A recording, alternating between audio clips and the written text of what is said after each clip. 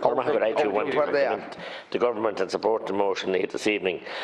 Power corrupts, and absolute power corrupts absolutely, and dictatorship there for all that length of time. And this action must be sent to the strongest rebuttal from us here in Ireland as a neutral country that we claim to be always. But we must defend the people and the persecuted people of Belarus. And I have fond memories of A.D. Road to Clonmel woman and the children that she brought and all the host families that did after that awful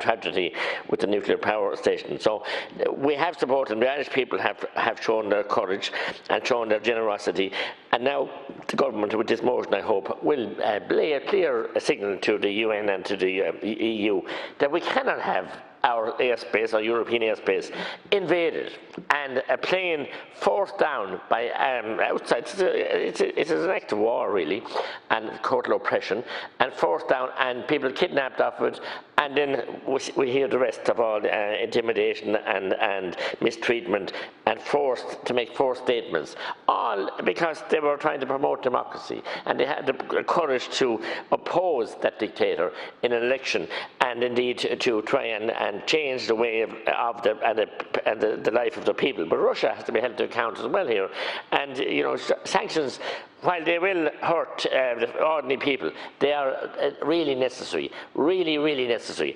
And we know how fragile democracy is, and we've seen in the last 14 months in our own country how fragile democracy is, and how people are worried now and concerned about the further erosion of power. So we need to be very careful, but we need to send the clearest, strongest message here totally to every country in the world. This can't be tolerated and won't be tolerated. Thank you very much.